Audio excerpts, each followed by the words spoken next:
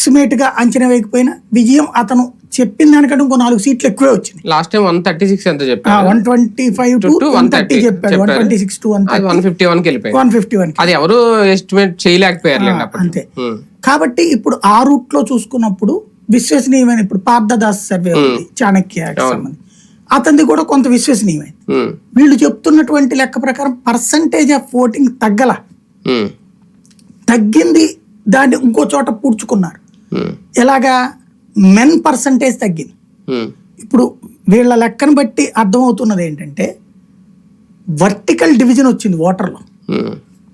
ఒకే ఇంట్లో ఆడవాళ్ళు ఒకవైపు మగవాళ్ళు ఒకవైపు ఓట్లు అనేవి. ఆడవాళ్ల పెత్తనం మగవాళ్ళకి నచ్చల.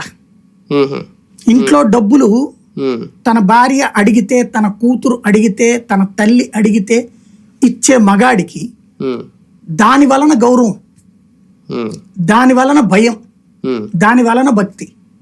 ఇప్పుడు అది కోల్పోతున్నారు జగన్ వలన. మహిళా సాధికారత సాధించడం వలన ఇప్పుడు చెయ్యి జాచి అడగట్ల మొగుడిని, ఓ రూపాయి ఇచ్చే పరిస్థితిలోకి వస్తుంది. ఆరామస్థాన్ చెప్పినట్టు మహిళ చెప్తే పురుషుడు ఓటు వేసే పరిస్థితి 2024 ఎన్నికల్లో కనిపించలేదా? మగవాళ్ళు చెబితే మహిళలు ఓట్లు వేసేది ఇది వరకు ఉండేది. ఈ దఫా అట్లా వేయల. అది అతను చెప్తున్నారు. మహిళల మాటలు మగాళ్ళు ఎవరు వినరు. అసలు మహిళలు ఎప్పుడు ఓట్లు వీళ్ళకి ఏం చెప్పరు. మగాళ్ళు తన భార్యలకో తన పిల్లలకో చెప్తారు వీళ్ళకి ఓటేమని. ఈ దఫా అట్లా లేదు అన్నటువంటిది అతను చెప్తున్నాడు. కరెక్ట్. అది ఎందుకని, ఇప్పుడు వాళ్ళ బిడ్డలు కొంతమంది, ఇప్పుడు ఫర్ ఎగ్జాంపుల్ జనసేన వాళ్ళు ఉన్నారు, అమ్మ ఈసారి నువ్వు వేయాల్సిందే, అక్క నువ్వు ఈసారి వేయాల్సిందే అని గట్టిగా పట్టుకున్నారు. వాళ్ళు అడిగారు, బానే ఉంది. చేతికి ఇక్కడ డబ్బులు ఇస్తున్న ఆయన కాకుండా ఒకప్పుడు ఇస్తానని మోసం చేసినటువంటి ఆయనకి ఓటు వేయాలా అన్నటువంటి మీమాంస వచ్చింది. ఇక్కడ రెగ్యులర్ గా పథకాలు వచ్చినాయి, నెలవారీ ఇంటి దగ్గరికి డబ్బులు వచ్చినాయి.